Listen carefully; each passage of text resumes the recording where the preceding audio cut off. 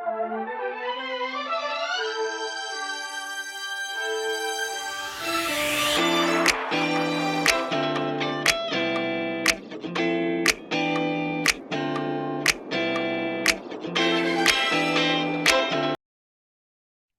everybody. It's Dr. Kenja Sabri, your HIM certification coach.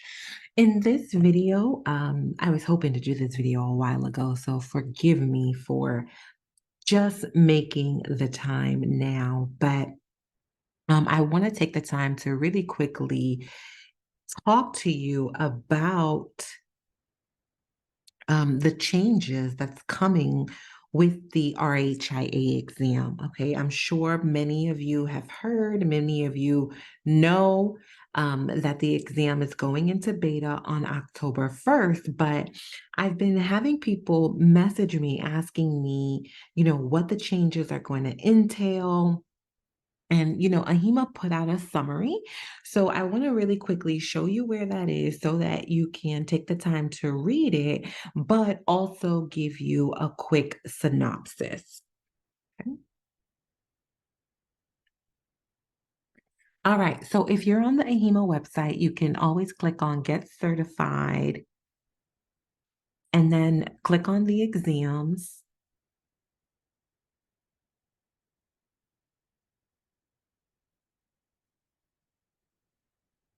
Click on RHIA. And then if you scroll down, you'll notice a couple different things. Look at how the pass rate went down from 21 to 22. I'm so glad that they're taking a look at this exam. So I'm going to skip over this because I'm going to cover this in my synopsis. But if you look here, there is the previous exam content that's going to be valid through the end of this month, through September 30th. And then you're going to have the content outline effective October 1st. So you can download that content outline.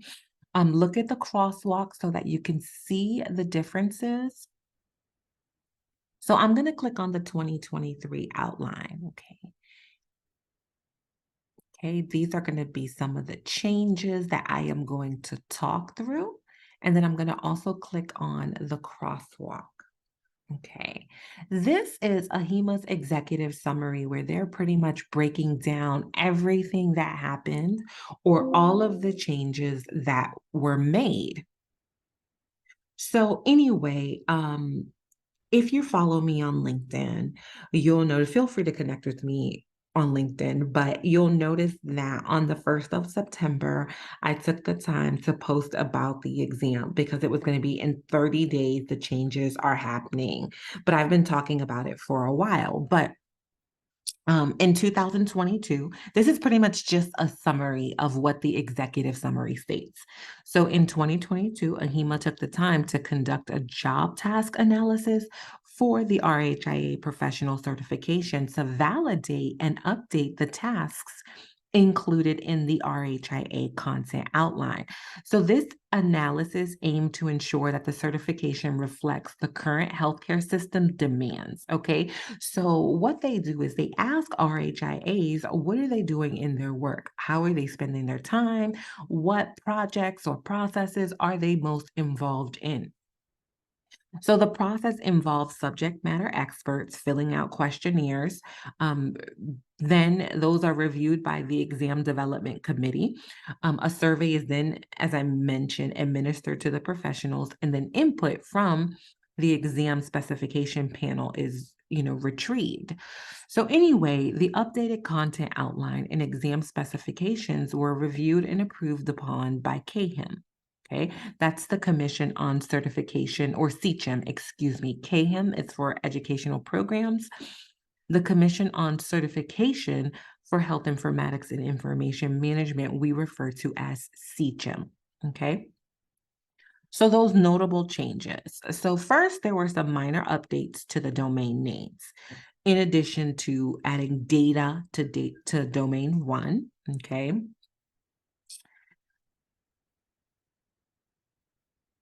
access to domain 2, replacing health information, and then the word cycle was added to domain 4. So 2 new tasks were added, while many tasks were either revised, moved, or combined. But again, you can get more information if you drill down into the tasks or further on this document. But in a nutshell, right?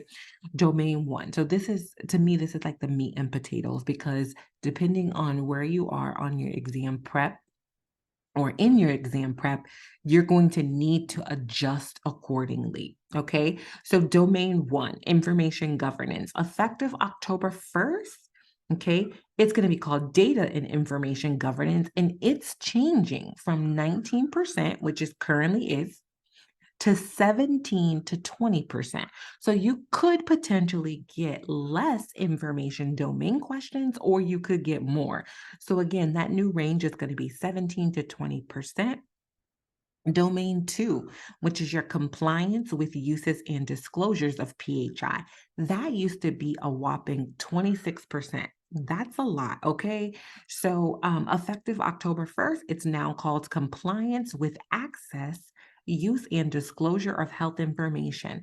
It's gone down quite a bit, okay? So if you, let's say you failed your exam, but you scored well, in domain 2, that 26%, right?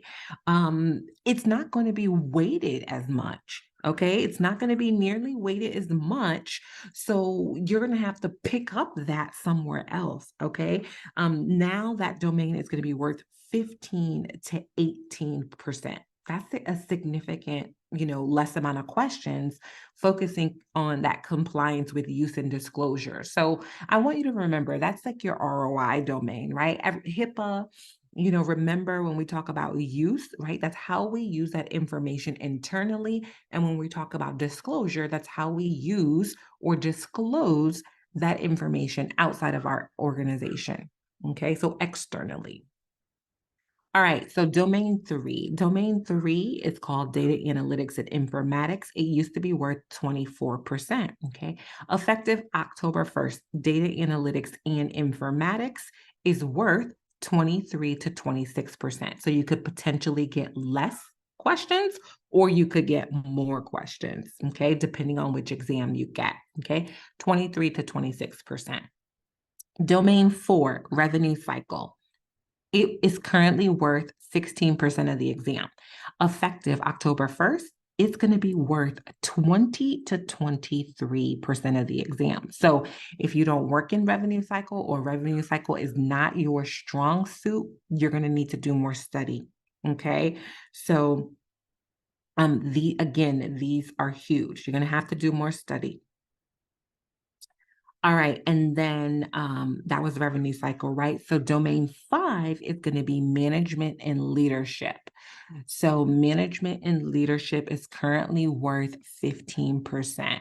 Okay, so what does that mean? Okay, effective October 1st, management and leadership is going to be worth even more. 23 to 26% of your exam. Okay, so do the math. I have it on the screen right here, right?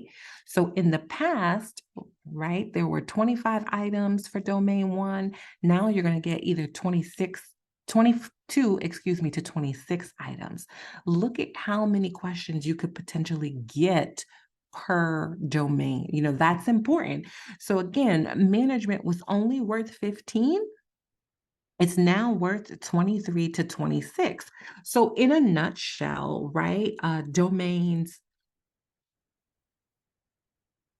3, 23 to 26, domains 4, 20 to 23, and domains 5, 23 to 26, you need to focus heavily on, okay, once this exam changes. Data analytics, revenue cycle, and management and leadership. This, I can honestly say, really does highlight the trends of our profession and where our profession is going. So so these changes are valid changes. I'm not going to dig too much deep into the tasks at this time. You can always meet with me individually if you want to talk about the tasks. As you know, we also have a mock RHIA exam that you could take too. Okay, that's available on our website. I'll link it below. So, some other things I want you to know: the time allotted for the exam was reduced to 3.5 hours. Okay, and the total number of exam questions changed to 150. So that's going to be 130 scored and 100, I mean, and 20 pre-test. Okay.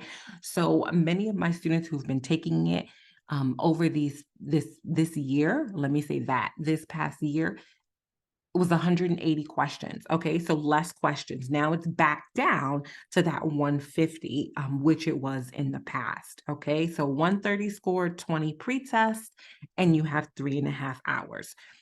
The good news is the eligibility requirements to take the certification remains unchanged, okay?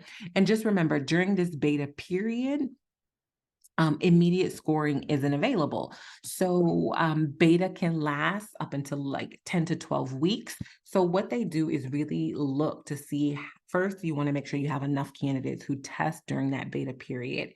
And then you want to look to see, how they answered the questions, right? Are the questions being interpreted in the way that we hope that they're being interpreted, right? Did enough people come to the right conclusions, get the right answers? That's how they're going to evaluate which questions they keep and which ones they, do away with. So it's going to take some time to get your results. So if you're taking it after October 1st, try not to stress. But I think the most important thing is going to be as prepared as possible.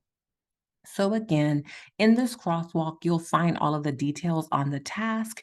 You could schedule a certification chat with me if you want to dive a little bit deeper to see where you're comfortable in these tasks or how to perform these tasks. But that's really it. That's all I got. I think, one more thing. So the exam prep textbook is going to be updated. And that's going to be available in October as well. Someone asked me whether or not they should immediately buy the new textbook. That's totally your call. Um, I do think using the current textbook will suffice through the end of the year, but if you're going to be testing after the first, then you might want to consider getting that new textbook. So either way, I hope you found this video to be helpful. If you have any questions, drop them down below, connect with me on LinkedIn, or visit our website at www.the-qualified.com. Thank you for watching.